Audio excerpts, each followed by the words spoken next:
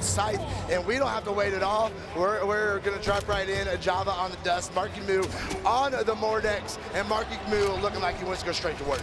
Yeah, look, it's time for us to lock it in here, man. We're starting up game one. And, I mean, Marckiemoo looking crisp on the Mordex already. And I don't know that Java's really had to deal with something like this in a minute today. I mean, especially, I mean, look at the way Marky's cooking him up right now. He's going to get this edge guard. No, he's going to go back on the stage. Ooh, nice bluff, bro. That was a good bluff. I like that. I like that a lot, actually, right? Like, he's already starting to get into Java's head. This is only the first talk of the first game. He's trying to set the stage early. My glasses are fire. I can't even see the screen. I get just bogging up from sweating so much from all the hype. I get it. I get it.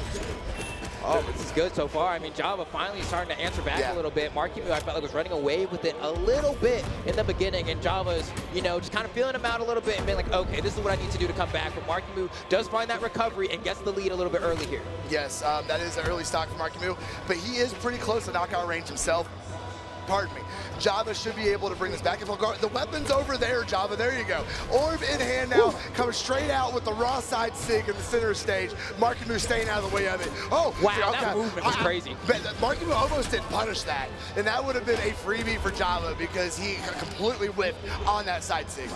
Okay, then let's see here what Java's going to do here. He's been struggling. I mean, we saw it even against Raiders. Had a little bit of a tough time securing those knockouts. He finds that sidelight side air this time around on the orb. But Marky is looking very strong right now. Has a bit of a lead and picks up the gauntlets as well. Java swinging back, though. This is great, actually. I think this match is pretty good for the Spear. I like this one. Yeah, Java's he's just different on it, though, man. Especially we were talking about the way he pilots his dusk.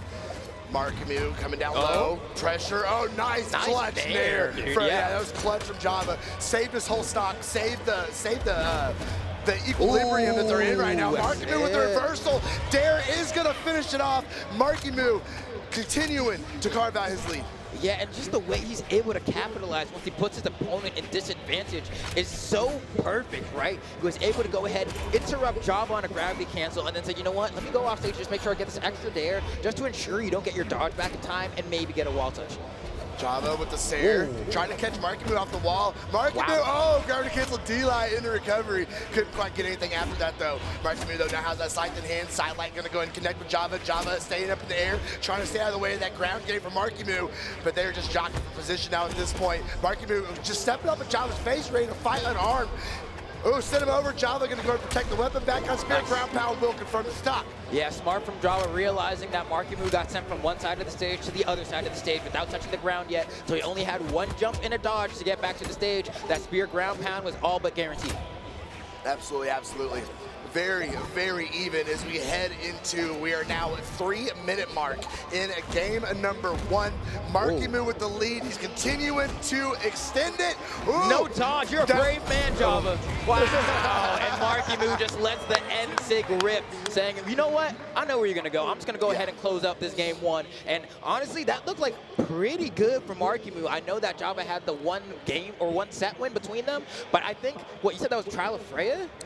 No, that was when he won okay, against I was gonna say, I was like, was this like that might have been a different Marckiemoo, just because like Marckiemoo in, like, let's say like March or April, completely different Marckiemoo than the one that we have now here at PCX, right? Like the amount of improvement he made in that short window of time was actually exponential. It's like wild.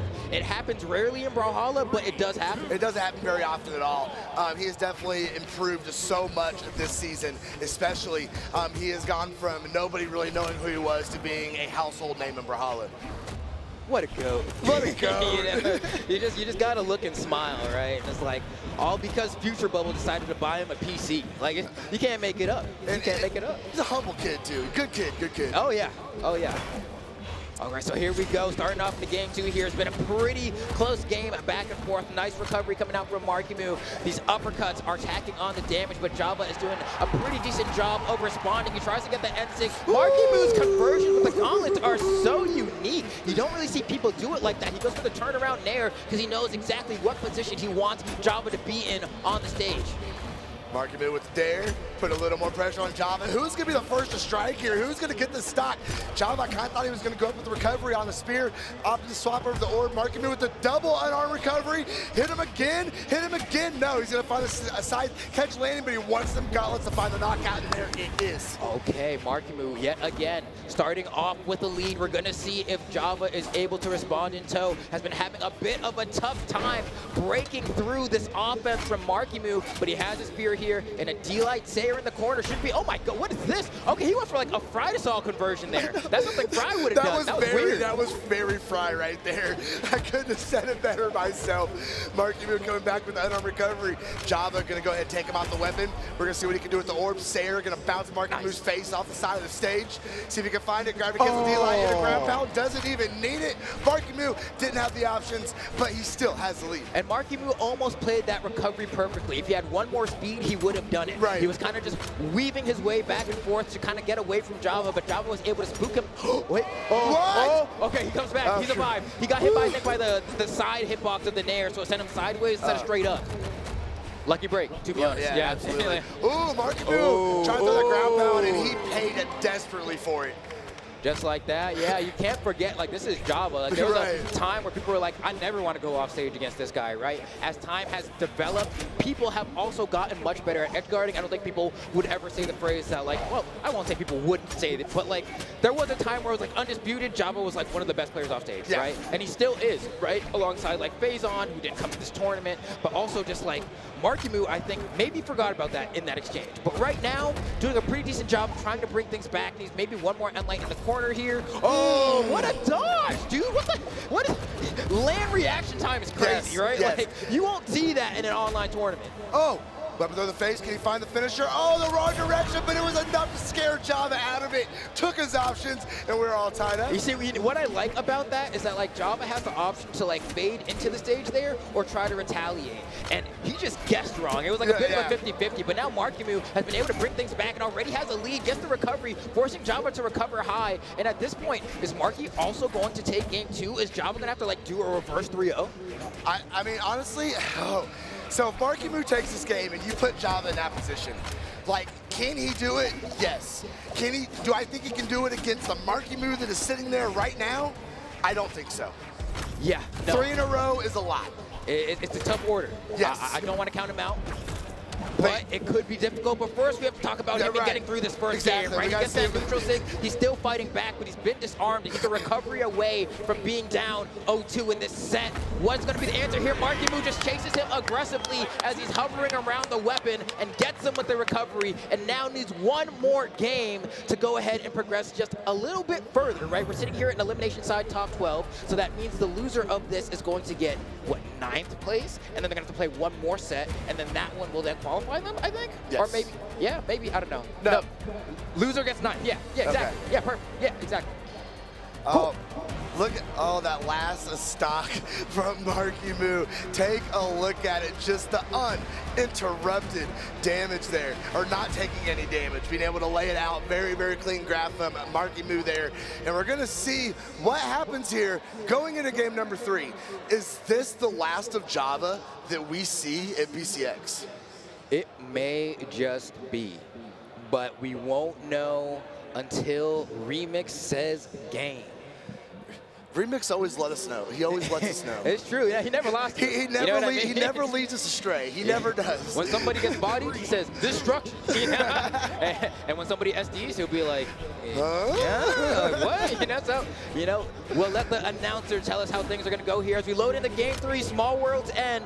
Java needs to perform the reverse 3-0 in order to have a shot of getting into tomorrow. Right? Yeah. That's it. You need to win this one to make it happen. On the other side, Marky is looking very convincing. That downlight almost spelled imminent doom. Oh, Java's in trouble. Oh my God. Java's in trouble, he's still in trouble. He's in big trouble. Oh my goodness. He touched, though. He touched. He has another chance to mix him up. And Marky has just perfect coverage. What is that weapon throw? He wanted it to bounce off the corner and then go straight up and come back down. This guy's brain is actually massive. Oh, he's trying to play a little chess there for a second. Wow. There you go. That's a good opening stock. That is a good opening stock. He's actually playing default stance on Mordex. Yeah. which is like, I mean, hey man, I get it. Marky, he's like already tight enough that he ended up dropping that game to Apollo, right? But if he wins here, at least he gets to go to top 8 tomorrow. And so he wants to take out Java, but Java charging that side stick a little bit, getting that punch, but it's not enough to get the stock. And Marky makes it back to see another day. If he can get on that weapon though, and he does, gauntlets in hand. Ooh, Java was way high in the air. Marckiemoo was right underneath him. Didn't quite pull the trigger though, but he's going low. What is he doing? Besides staying out of the way of the down sig, Java backing up in the center stage, trying to come down and catch Marckiemoo. Marckiemoo just wants on that weapon drop. Oh, he didn't get it. There it is. Okay, side light coming off the side, coming down with the dare whiz. Weapon throw out to protect his face. Weapon throw out hits Java. Side air is going to go ahead and send that stock off of Marckiemoo. Okay, here we go here. Java still has more work to do, still trailing behind in damage by just a wee bit, but definitely not out of the realm of possibility as Marckiemoo is putting so much more added pressure here. Java trying to retaliate. A beautiful stuff, goes for the ground pound, recognizing he caught the recovery there, but Marky's gonna refresh and touch the wall there as well. Wow, and just like that, this could be, no, it may very well just be Java's final moment here in the bracket at BCX. Look at the way that Marckiemoo was smothering him. He sees tomorrow in his eyes. Yeah, I don't know if I see a world where Java comes back from this deficit right now. Although he's putting some good pressure on Marckiemoo, but Marckiemoo staying right out of the hitbox. So well done, knowing his position and knowing the options in front of him.